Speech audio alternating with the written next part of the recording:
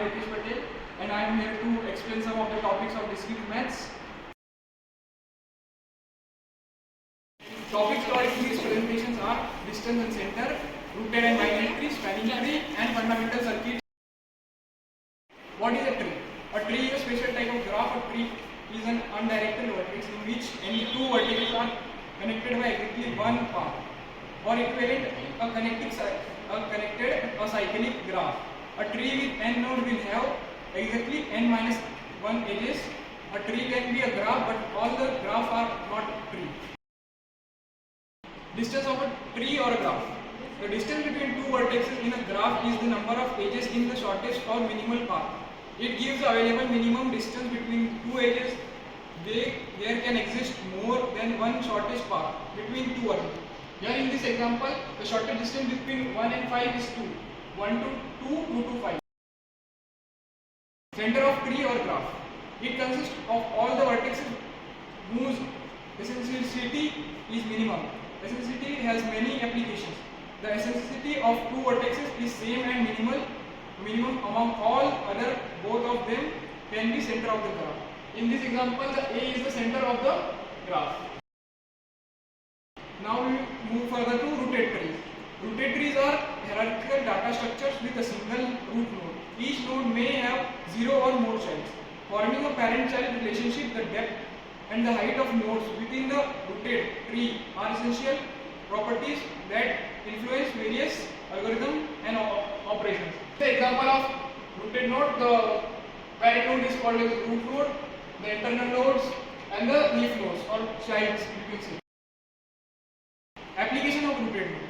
Applications of rooted node are rooted trees are data structures, hierarchical structures, graph theories, and algorithm design. In data structures, the ABL trees are used through the rooted trees. Binary trees. Binary trees are a special type of rooted trees with each node having at most two childs, commonly referred to left child and a right child. Understanding the balance and traversal of binary tree is crucial for efficient searching and sorting algorithm. This is the example of the binary tree. Here, this is called the parent node as seen in the rooted trees. Some of the applications of binary trees are search algorithm in DSA, which is most frequently used in MNCs and as well as in programming languages. The second is sorting algorithm. This algorithm is used in all the programming languages for sorting a list, array, or etc. Database management. Database management also uses the binary tree for hierarchical representation of a database. File system. File system also uses the binary tree for the management of the files. Now we will move further for the next topic. The next topic is type of binary tree. There are 4 types of binary trees: full binary tree, complete binary tree, perfect binary tree, and balanced binary tree. Full binary tree.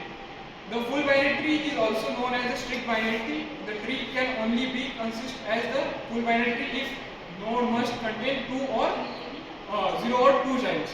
This is an example of full binary tree. The next binary tree is complete binary tree. The complete binary tree is a tree in which all the nodes are completely filled except the last level. This is the example of complete binary tree. Here the last level of the graph is not completely completed.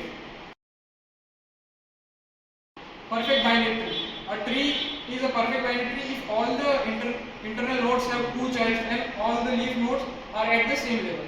Here this is the example of perfect binary tree. Here you can see that all the levels of the tree has same number of nodes.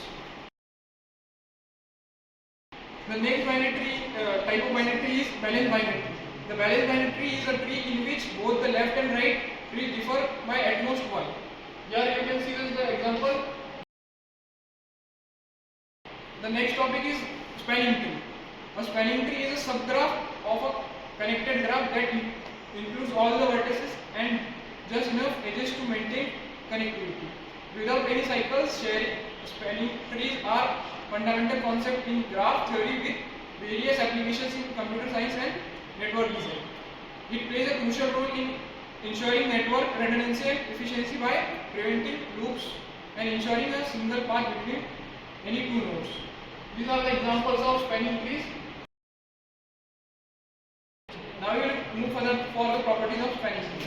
The first property of spanning tree is connectivity. A spanning tree must connect all the vertices of original graph. Second property of spanning tree is a cycling. A spanning tree must not contain any cycle or closed loop. The third property of spanning tree is minimal edges. A spanning tree should have the minimum number of edges required to maintain connectivity. The fourth property of spanning tree is unique edges.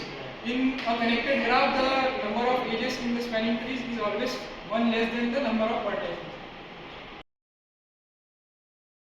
Now we will see some application of that spanning tree. The first application of spanning tree is it is used in network design. Spanning trees are used to design efficient communication network, ensuring connectivity with minimal cost. The network design is mainly used in our service provider, which we are using like Jio, Airtel, Idea, etc. The second application of spanning tree is routing algorithms.